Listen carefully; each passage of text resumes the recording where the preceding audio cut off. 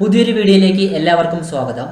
ഇന്ന് നമ്മൾ പഠിക്കാനായിട്ട് പോകുന്നത് ജീവിതത്തിൽ വാക്കുകളുടെ ഇമ്പോർട്ടൻസ് ആണ്. നമ്മുടെ ജീവിതത്തിൽ പല ആളുകളും ആവശ്യമായും അനാവശ്യമായും ഒക്കെ ഉപയോഗിക്കുന്ന വാക്കുകളുടെ ഇമ്പോർട്ടൻസ് ആണ്. വീഡിയോയിലേക്ക് കടക്കുന്നതിന് മുമ്പ് നമ്മളുടെ ഒരു ഫ്രീ ആയിട്ടുള്ള വാട്സപ്പ് ഗ്രൂപ്പ് ഉണ്ട്. ആ വാട്സപ്പ് ഗ്രൂപ്പിൽ നിങ്ങൾക്ക് ഫ്രീ ലൈവ് ക്ലാസ്സസ് കിട്ടുന്നുണ്ടാവും.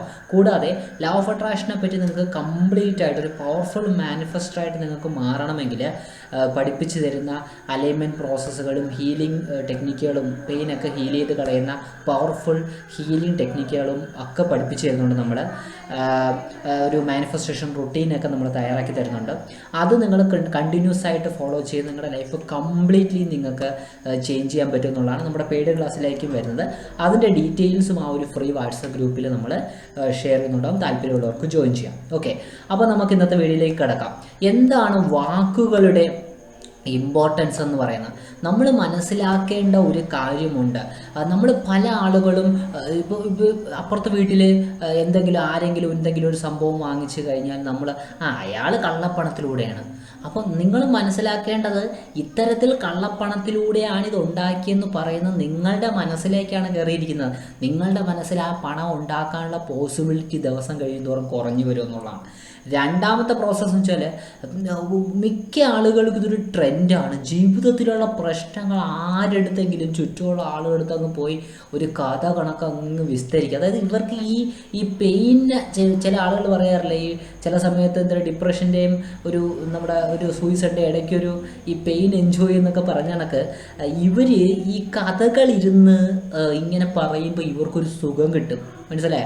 ഇവർക്കൊരു മാനസിക സന്തോഷം കിട്ടുന്ന പോലെ ജീവിതത്തിലെ ദുരന്തങ്ങൾ വീണ്ടും വീണ്ടും പറയുകയും ആളുകളുടെ എല്ലാം എനിക്കിങ്ങനെ പ്രശ്നത്തിലാണോ പ്രതിസന്ധിയാണ് സ്വയത്തോടും പറയുന്നുണ്ട്, സെൽഫായിട്ട് ടോക്ക് ചെയ്യുന്നുണ്ട്. അപ്പോൾ ഇങ്ങനെയൊക്കെ ഇവർ ചെയ്യുന്ന വഴി ഇവർക്ക് ഉണ്ടാകുന്നൊരു പ്രശ്നം എന്ന് വെച്ചാൽ ഇവർ നമുക്കൊരു നല്ല രീതിയിൽ ആളുകളോട് ഇങ്ങനെ ഒരു സിമ്പതി പിടിച്ചിട്ടെന്ന് ഞാൻ പറഞ്ഞില്ല. എന്താ അടിസ്ഥാനത്തിലാണോ ഈ പറയുന്ന കാര്യം?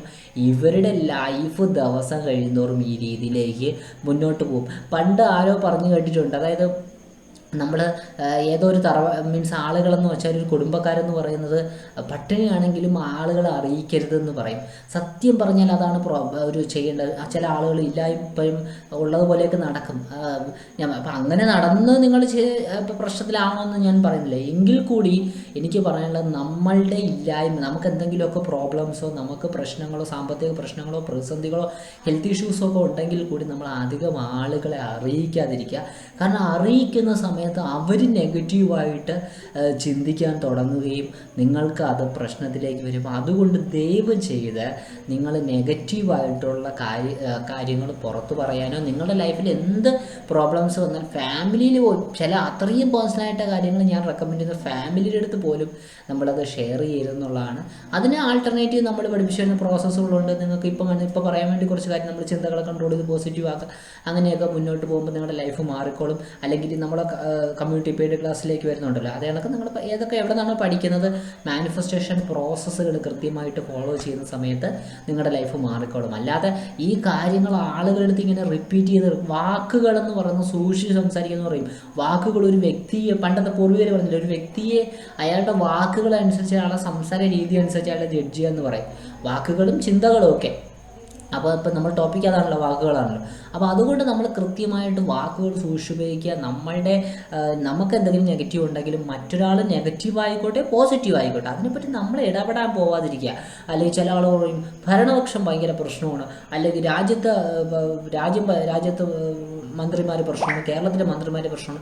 നമ്മളൊന്നിനെയും ജഡ്ജ് ചെയ്യുക, നമ്മളെല്ലാത്തിനെയും പോസിറ്റീവ് മൈൻഡ് സെറ്റോട് കൂടി കാണുക. അപ്പം നമ്മളുടെ വായിൽ നിന്ന് വരുന്ന വാക്കുകൾ എപ്പോഴും നല്ലതായിരിക്കണമെന്ന് നമ്മൾ ഉറപ്പ് വരുത്തുക. കാരണം വാക്കുകൾ മാനിഫെസ്റ്റ് ചെയ്യുക എന്നുള്ളതാണ്. നമ്മളിപ്പോൾ പറയുന്ന വാക്കുകളും ചിന്തകളാണ് ഏറ്റവും പ്രധാനം. ഇന്നത്തെ ടോപ്പിക്ക് വാക്കുകളുണ്ട്. വാക്കുകൾ മാനിഫെസ്റ്റ് ചെയ്യും. അതുകൊണ്ട് തന്നെ വാക്കുകൾ സൂക്ഷിച്ച് പ്രയോഗിക്കാം. ഓക്കെ, അപ്പോൾ നമ്മളുടെ ഫ്രീ വാട്സാപ്പ് ഗ്രൂപ്പിൻ്റെ അതാണ് ഇന്നത്തെ ടോപ്പിക്ക് കഴിഞ്ഞു. നമ്മുടെ ഫ്രീ വാട്സപ്പ് ഗ്രൂപ്പിൻ്റെ ലിങ്ക് ഞാൻ കമൻറ്റ് സെക്ഷനിൽ പിൻ ചെയ്തിട്ടുണ്ട്. അവിടെ നമുക്ക് ഫ്രീ ലൈവ് ക്ലാസ്സസ് കിട്ടും. അതുകൂടാതെ ലോ ഓഫ് അട്രാക്ഷനെ പറ്റി കംപ്ലീറ്റ് പഠിപ്പിച്ചു തരുന്ന ഒരു പവർഫുൾ മാനിഫെസ്റ്റോ ആക്കി മാറ്റുന്ന നമ്മുടെ ഒരു പവർഫുൾ കോഴ്സ് ഉണ്ട്.